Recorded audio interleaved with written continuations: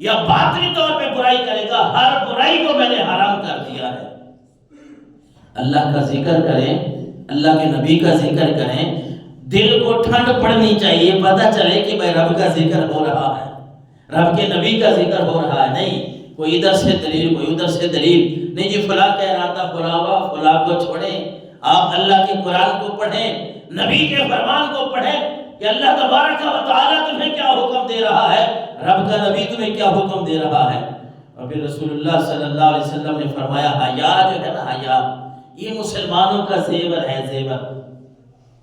اللہ کے نبی نے فرمایا الحیا والعی شعبتان من الایمان، کہ حیا اور خاموشی یہ ایمان کی دو شاخیں ہیں۔ کیا فرمایا؟ حیا اور خاموشی، جو دونوں ہمارے اندر سے مفقود ہو گئی ہیں، چلی گئی ہیں۔ کہ رب کے نبی صلی اللہ علیہ وسلم نے فرمایا میری امت کے لوگوں الحیا والعی شعبتان من الایمان، حیا اور خاموشی یہ ایمان کی دو شاخیں ہیں۔ مسلمانوں کے پاس اگر حیا ہوگا اور خاموشی ہوگی، مسلمان سب پہ حکومت کریں گے، حکمرانی کریں گے۔ کہ جب بندہ مسلمان جب بے حیا ہو جائے، یا فحش گوئی پہ آ جائے، یابہ گوئیوں پہ آ جائے، زبان بڑی چلانے لگ جائے، اللہ کے نبی نے فرمایا جب دو شاخیں والبذاء والبیان شعبتان من النفاق، او کما قال، فرمایا بے حیائی اور یابہ گوئی جو ہے، یاد رکھو یہ دو نفاق کی، منافقت کی دو شاخیں ہیں، یہ منافقت کی دو ٹہنیاں ہیں۔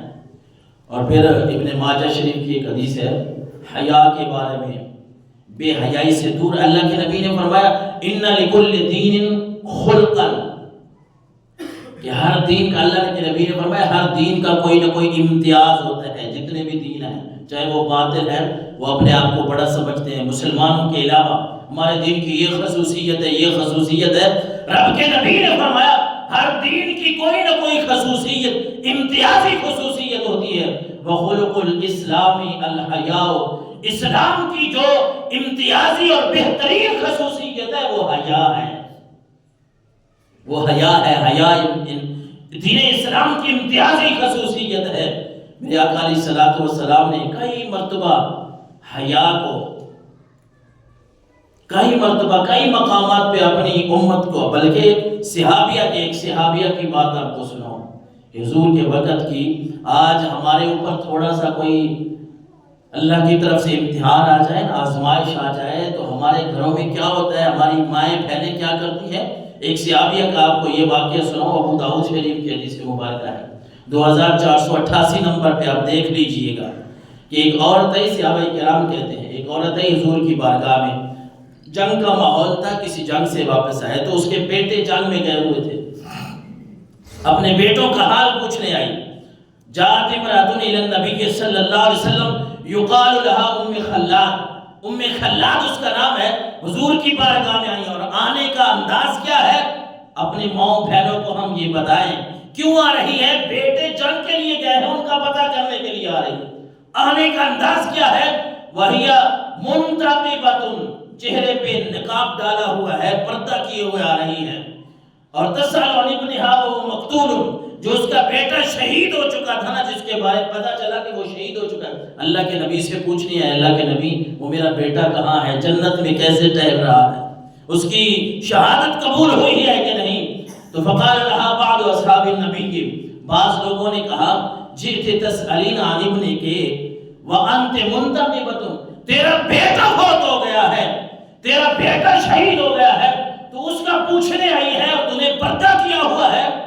بڑا ہی پیارا جواب اس کا صحابیہ نے، اس رسول اللہ کی صحابیہ نے، حضور کی اس امتی نے، اس بڑا ہی پیارا جواب اس نے ارشاد فرمایا، کہنے لگی ان ارزا ابنی فلن ارزا حیائی، لوگوں یاد رکھو میں نے اپنا بیٹا کھویا ہے، اپنا حیا تو نہیں کھویا۔